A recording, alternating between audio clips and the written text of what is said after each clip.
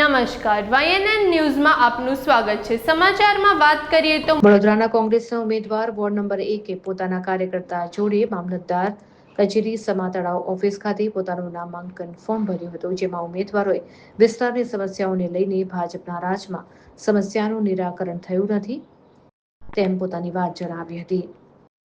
સોનાબેન દેસાઈ, પુષ્પાબેન વાઘેલા, નિકુલ પટેલ, અમીબેન રાવત આ તમામ ઉમેદવારોએ આશ્વાસન આપ્યું છે કે વોર્ડ નંબર 1માં જે કંઈ પણ સમસ્યા હશે તેનું અમે નિરાકરણ લાવીશું। રિપોર્ટર રાહુલ રાજપૂત, વડોદરા।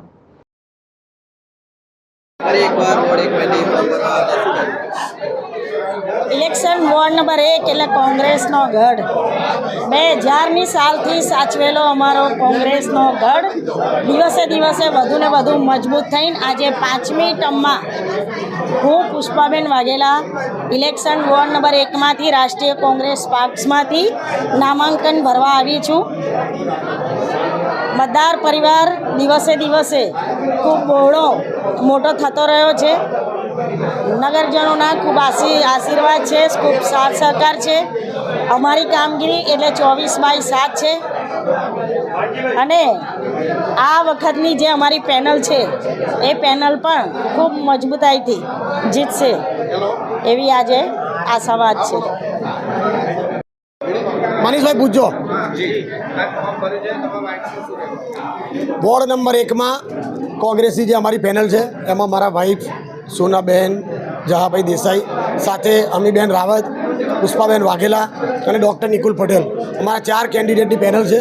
આપ સૌ સારી રીતે જાણો છો કે વોર્ડ નંબર 1 એ અમારો કોંગ્રેસનો ગઢ છે। આ વખતે પણ જે પેનલ આવી છે ખૂબ જ સરસ પેનલ છે। જે રીતે ભારતીય જનતા પાર્ટીના શાસકોએ વોર્ડ નંબર 1થી લઈ અને વડોદરા શહેરમાં જે રોટેશનો કર્યા એમાં ઘણા બધા એવા રોટેશન કર્યા કે જે રાજકીય પ્રેરિત હતા। અમને લોકોને ચૂંટણી નથી હરાવી શકતા, પરંતુ એન કેન પ્રકારે નહીં લડવા દેવાના પ્રયત્નો કર્યા, પરંતુ એ પ્રયત્નો એમના ખરેખર ઊંધા પડ્યા છે। સારામાં સારા કેન્ડિડેટો આ વખતે વોર્ડ નંબર 1માં લડી રહ્યા છે અને જ્યારે 26 તારીખે ઇલેક્શન છે અને 28 તારીખે જ્યારે ઈવીએમમાં મતગણતરી થશે ત્યારે કોંગ્રેસની પેનલનો ભવ્ય વિજય થવાનો છે।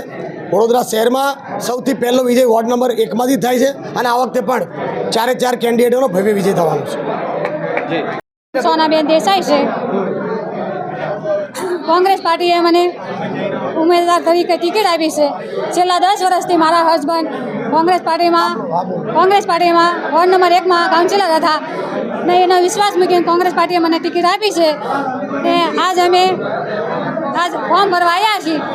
અમે વિશ્વાસ ધારે કહેવી છીએ કે અમે નક્કી 26 તારીખે વોટિંગ થશે અને 28 તારીખે જીતી જશું અને આવનારા 5 વર્ષના અમે અમારા મતદારોને જે પણ કામો હશે એના વિકાસ કરીશું।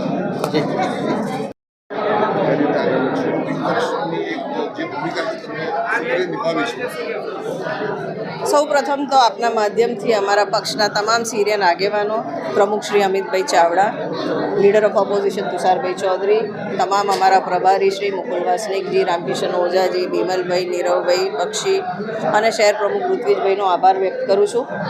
જે રીતના ઇતિહાસમાં પ્રથમવાર, ગુજરાતના ઇતિહાસમાં પ્રથમવાર કોઈ બહેનને જનરલ સીટ પરથી ટિકિટ ફાળવીને કોંગ્રેસ પક્ષ ઇતિહાસ રચ્યો છે। આવા અનેક એક્સેપ્શન્સ બહેનોના એમ્પાવરમેન્ટ માટે હંમેશા કોંગ્રેસ પક્ષે કર્યા છે। આઝાદીની પહેલાંની લડતની વાત કરીએ, 74th એમેન્ડમેન્ટ એક્ટમાં 50% બહેનોને લોકલ સેલ્ફ બોડીમાં રિઝર્વેશનની વાત કરીએ કે પછી બહેનો માટે તમામ જે કાયદાઓ ઘડ્યા છે, કોંગ્રેસ હંમેશા અગ્રેસર રહ્યું છે।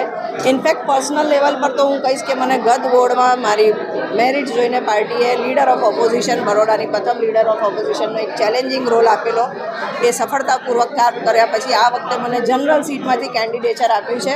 હું મારા પક્ષનો તો આભાર વ્યક્ત કરું છું, સાથે સાથે મારા વોર્ડના તમામ લોકો જે 10 વર્ષથી અમને વિશ્વાસ સાથે વિજય બનાવે છે અને અમે એમના વિશ્વાસ પર ખરા ઉતરીએ છીએ।